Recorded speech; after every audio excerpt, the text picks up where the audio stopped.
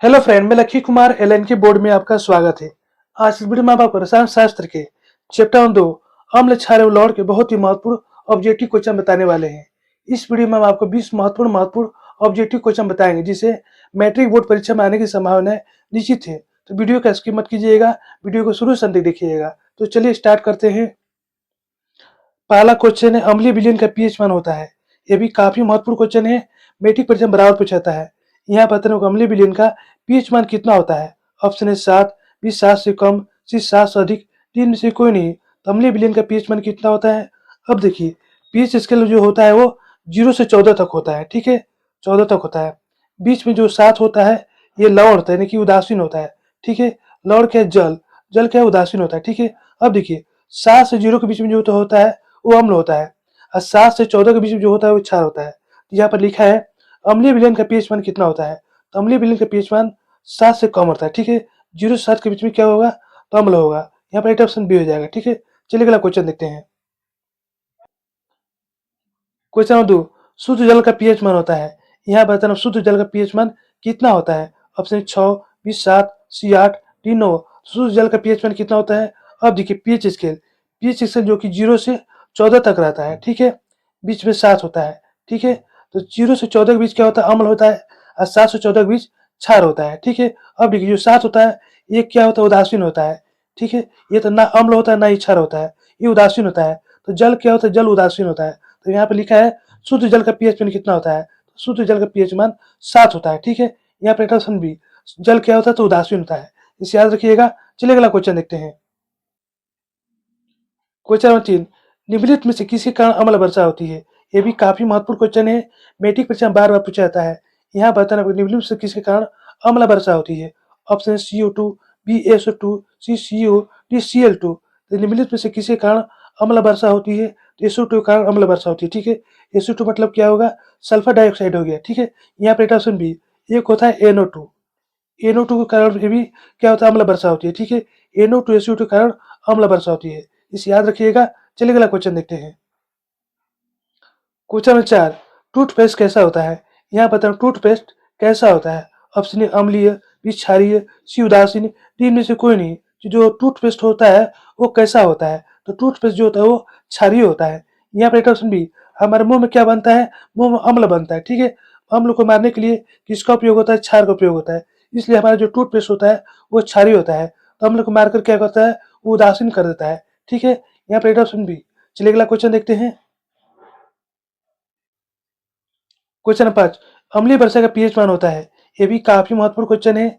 यहाँ बताना अम्लीय वर्षा का पीएच मान कितना होता है। ऑप्शन ए 5.6, बी 5.6 से कम, सी 5.6 से अधिक, डी में से कोई नहीं। तो अम्लीय वर्षा का पीएच मान कितना होता है।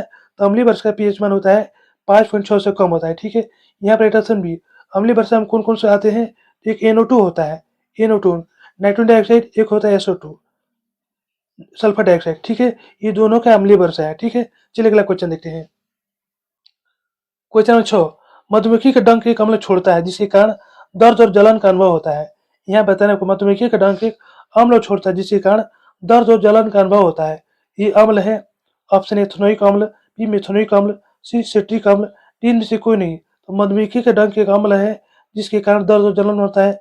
जब मधुमक्खी काटती समय दर्द और जलन होता है, वो अम्ल कौन सा है। तो वो अम्ल जो होता है वो फॉर्मिक अम्ल होता है। ठीक है, फॉर्मिक अम्ल का आईपीसी नाम क्या होता है, तो मेथेनोइक अम्ल होता है। इसे याद रखिएगा।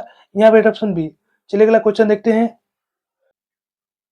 क्वेश्चन नंबर 7, लौंग का तेल किस प्रकार का सूचक है। यहाँ बताना को लौंग का तेल जो होता है वो किस प्रकार का सूचक होता है।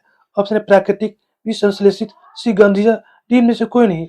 तो लौंग का जो तेल होता है वो किस प्रकार का सूचक होता है, तो गंधीय सूचक होता है।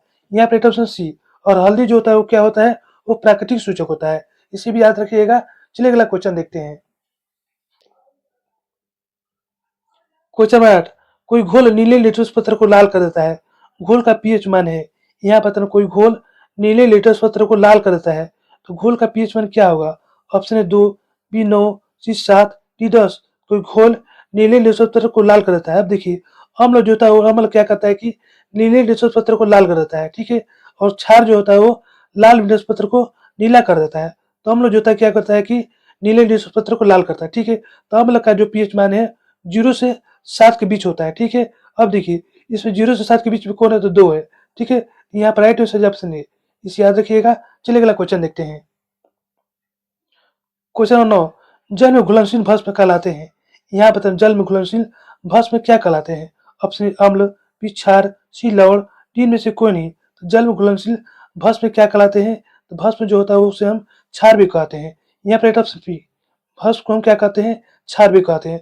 तो जल में घुलनशील जो भस्म जो है उसे हम क्या कहेंगे, क्षार भी कहेंगे या भस्म भी कहेंगे, ठीक है। यहाँ पर राइट ऑप्शन बी।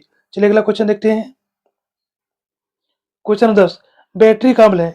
यहाँ बताइए इनमें से बैटरिक अम्ल कौन है। ऑप्शन ए सांद्र HCl, बी सांद्र H2SO4, सी सांद्र HNO3, डी में से कोई नहीं।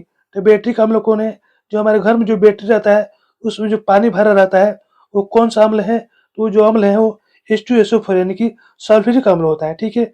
HCl यानी कि हाइड्रोक्लोरिक अम्ल, सल्फ्यूरिक अम्ल और नाइट्रिक अम्ल, ये तीनों जो अम्ल हैं प्रबल अम्ल होते हैं, इसे याद रखिएगा। तो बैटरिक अम्ल कौन है, तो सल्फ्यूरिक अम्ल है, ठीक है। यहाँ पर राइट ऑप्शन बी। चलिए अगला क्वेश्चन देखते हैं। क्वेश्चन में 11, NaOH है। यहाँ पता है NaOH क्या है। ऑप्शन ए अम्ल, बी क्षार, सी लवण, डी में से कोई नहीं। NaOH क्या है, अब देखिए H प्लस आयन जो होता है क्या होता है, ये होता है अम्ल, ठीक है। OH प्लस जो ऋण आयन होता है क्या होता है, ये क्षार होता है, ठीक है। अब देखिए इसमें क्या है, NaOH है, तो क्या हो जाएगा, तो क्षार हो जाएगा। यहाँ पर राइट ऑप्शन बी, NaOH क्या है, एक प्रकार का क्षार है, ठीक है। यहाँ पर राइट ऑप्शन बी। चलिए अगला क्वेश्चन देखते हैं।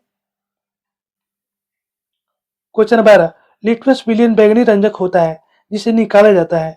यहाँ बताना लिटमस विलियन बैंगनी रंजक यानी कि रंग का होता है जिसे निकाला जाता है। ऑप्शन है लाइकेन से, बी लाल पत्ता गोभी से, सी हल्दी से, डी पुटनिया फूल से। तो लिटमस विलियन बैंगनी रंजक होता है। जो लिटमस विलियन जो होता है वो बैंगनी रंग का होता है, जिसे कहाँ से निकाला जाता है, तो उसे लाइकेन से निकाला जाता है, ठीक है।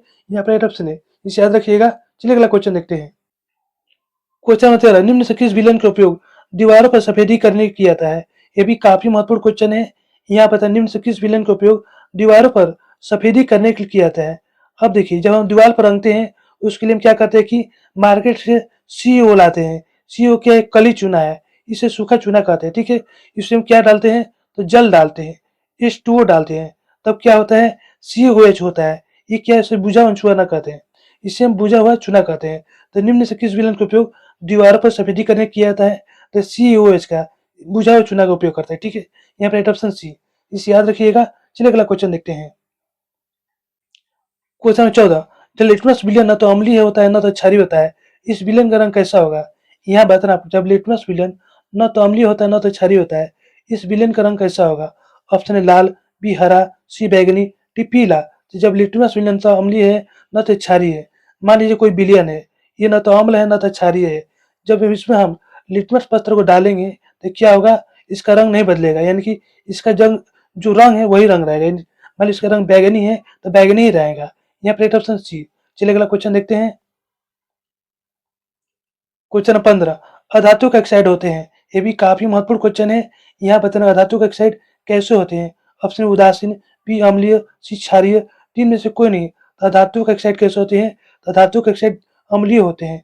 यहाँ पे राइट ऑप्शन बी, इसे याद रखिएगा। जबकि धातुक ऑक्साइड कैसे होते हैं, तो धातुक ऑक्साइड जो होते हैं वो क्षारीय होते हैं, इसे भी याद रखिएगा। चलिए अगला क्वेश्चन देखते हैं। क्वेश्चन 16, धातुक ऑक्साइड होते हैं।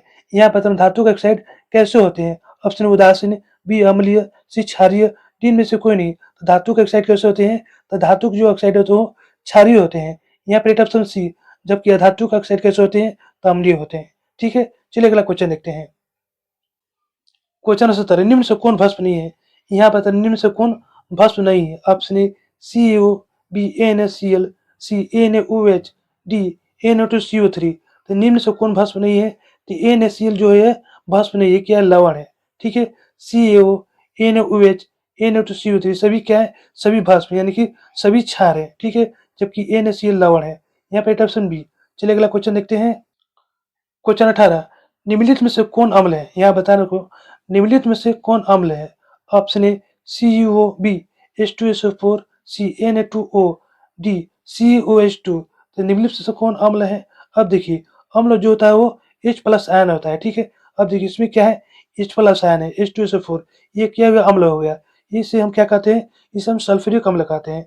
यहाँ पर ऑप्शन बी, इसका उपयोग कहाँ होता है, तो बैटरियों में होता है, ठीक है, बैटरी में जो पानी जो भरा रहता है वो सल्फ्यूरिक अम्ल होता है, इसे याद रखिएगा। चलिए अगला क्वेश्चन देखते हैं।